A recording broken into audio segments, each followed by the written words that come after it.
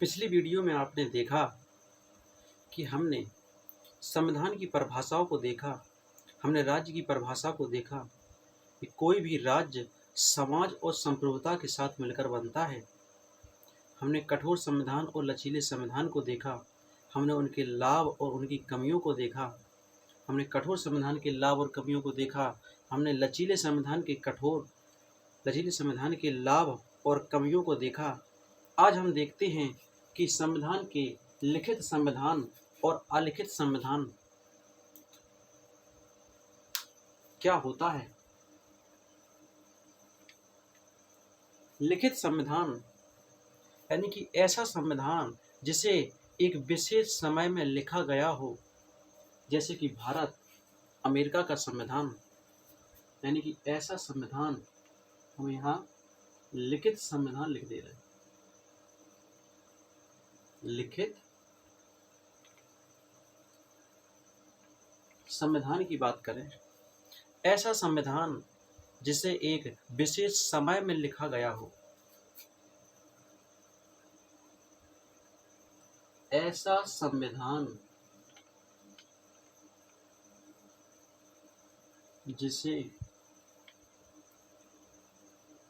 एक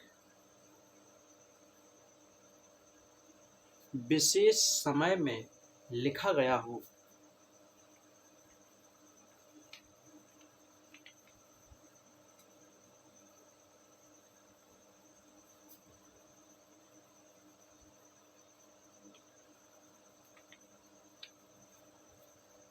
ऐसा संविधान जिसे एक विशेष समय में लिखा गया हो। फॉर एग्जाम्पल, भारत का संविधान, हम अमेरिका के संविधान की बात करें।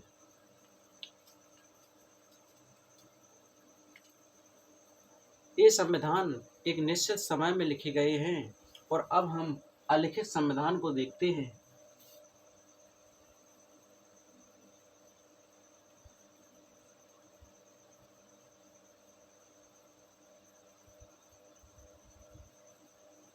हम अलिखित संविधान को देखते हैं, यानी कि ऐसा संविधान जिसका विकास हुआ हो, अतः जिसे लिखा नहीं गया हो, जिसका समय के अनुसार विकास हुआ हो, उसे अलिखित संविधान कहते हैं। और इसके विकास में परंपराओं की भूमिका ज़्यादा हो, यानी कि ऐसा संविधान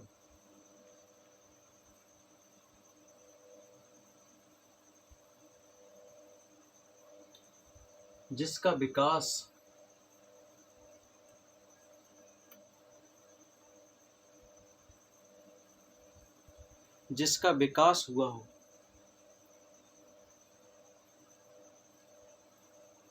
और इसके विकास में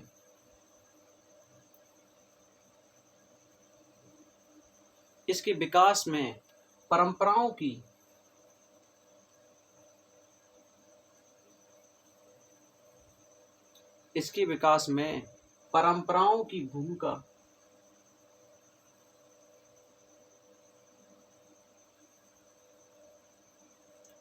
ज़्यादा हो। हम ब्रिटिश संविधान की बात करें,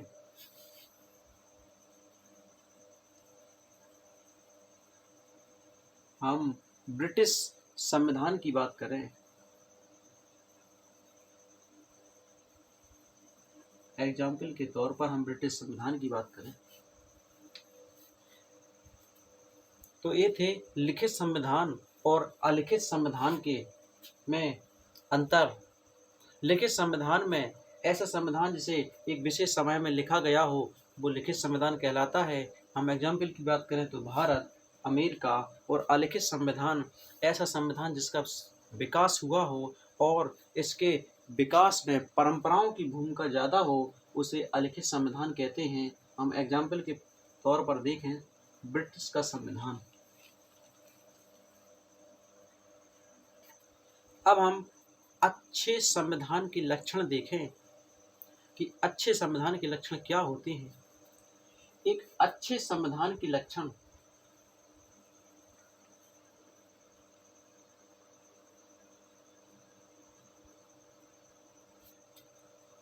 एक अच्छे संविधान के लक्षण, एक अच्छे संविधान के लक्षण होते हैं कि संविधान लिखित होता है, कि वो संविधान लिखित होता है।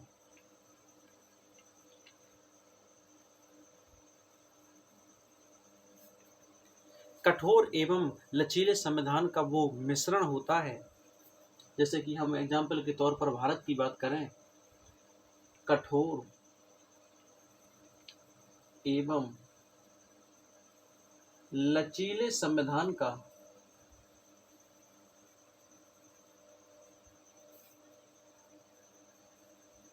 मिश्रण होता है।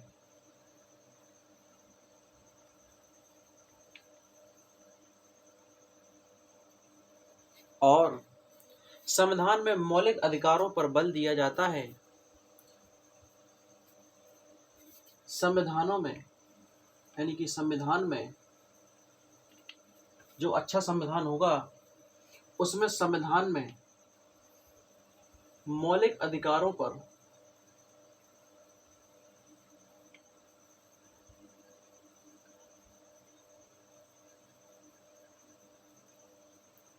बल दिया जाता है।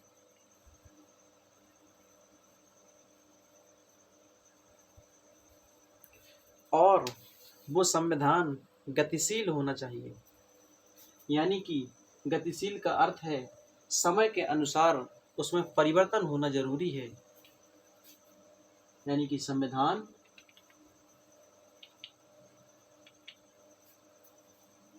गतिशील होना चाहिए।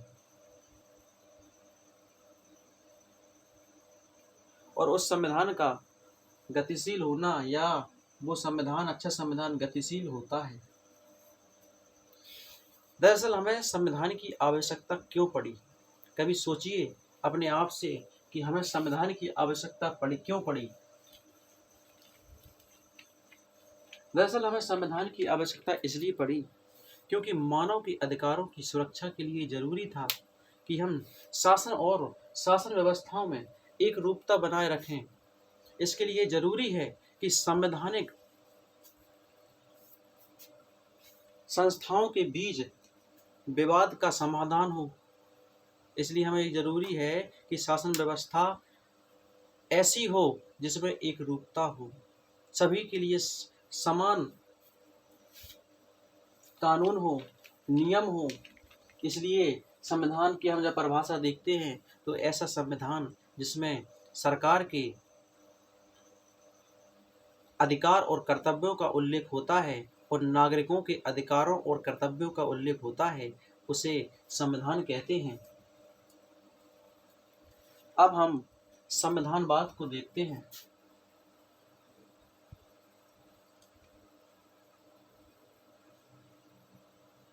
अब हम संविधानवाद को देखते हैं। संविधानवाद में, संविधानवाद दरअसल एक विचारधारा का प्रतीक है।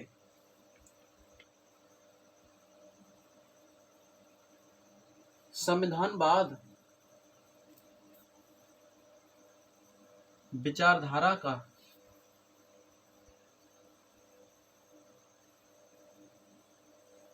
प्रतीक है।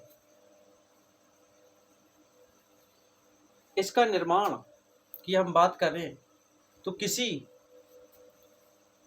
राष्ट्र के मूल्य, किसी भी राष्ट्र के, किसी राष्ट्र के मूल्य, किसी के राष्ट्र के मूल्यों की बात करें, हम उनके विश्वास की बात करें, हम विश्वास के साथ राजनीतिक आदर्श,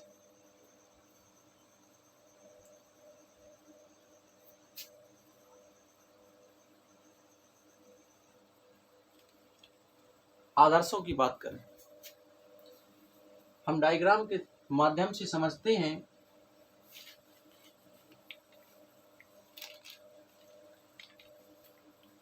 कि ये संविधान है,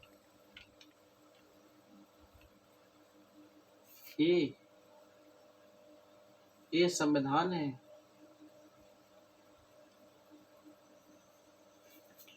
ये संविधान है और इसमें ये संविधानवाद है।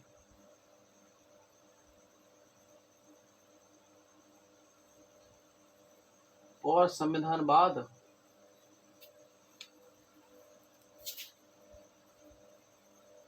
नियंत्रण होते हैं राजनीतिक व्यवस्था से। राजनीतिक व्यवस्था, और हम राजनीतिक व्यवस्था की बात करें तो ये इनके मूल्यों का संकलन है, यानी कि राजनीतिक व्यवस्था के मूल्यों का संकलन संविधानवाद कहलाता है।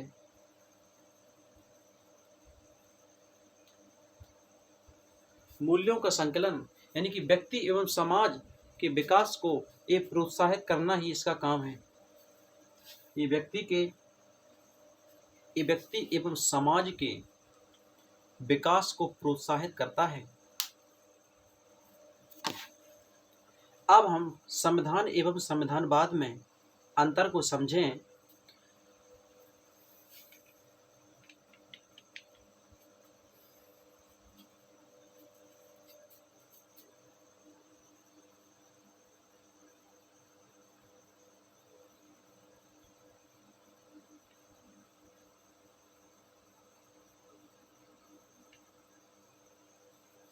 हम संविधानवाद और संविधान में अंतर को देखते हैं, जिसमें संविधानवाद विचारधारा का प्रतीक है। ये संविधानवाद विचारधारा का प्रतीक है और संविधान संगठन का प्रतीक है। संविधान संगठन का प्रतीक है।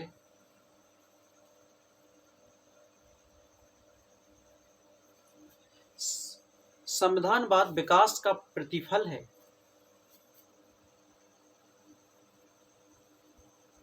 ये विकास का प्रतिफल है और ये निर्माण का प्रतिफल है। संविधान निर्माण का प्रतिफल है।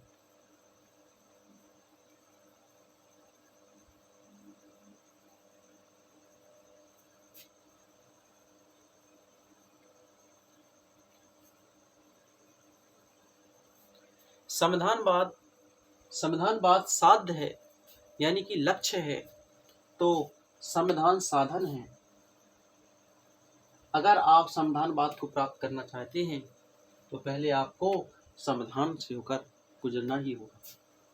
यानी कि ये अगर साध्य कहे हम लक्ष्य है तो ये साधन है।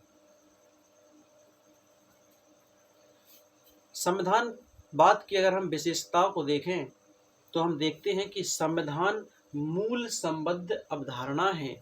संविधान संस्कृति संबद्ध अवधारणा है। संविधान गतिशील संबद्ध अवधारणा है। संविधानवाद साध्य पर बल देता है, जबकि संविधान साधन पर बल देता है। संविधान विचारधारा का प्रतीक है। संविधानवाद विचारधारा का प्रतीक है और संविधान संगठन का प्रतीक है। संविधानवाद विकास का प्रतिफल है और संविधानवाद विकास का प्रतिफल है और संविधान निर्माण का प्रतिफल है। और संविधानवाद साध्य है, संविधान साधन है। अगर हम संवैधानिक सरकार की बात करें तो ऐसी सरकार जो लोकतांत्रिक मूल्यों को समाहित करने वाली, संविधान द्वारा गठित एवं संचालित हो, उसे संवैधानिक सरकार कहते हैं।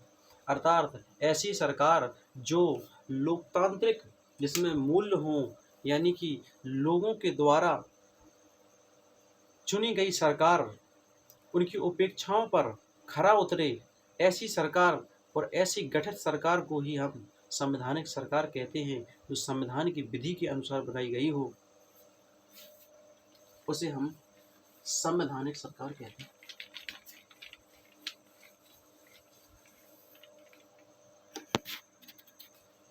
तो आज हमने लिखित और अलिखित संविधान को समझा, हमने संविधान को समझा, हमने संविधानवाद को समझा। तो मिलते रहिए नेक्स्ट वीडियो में, तब तक के लिए धन्यवाद। अगर आपको हमारी वीडियो अच्छी लगी हो तो चैनल को लाइक करें, सब्सक्राइब करें। धन्यवाद।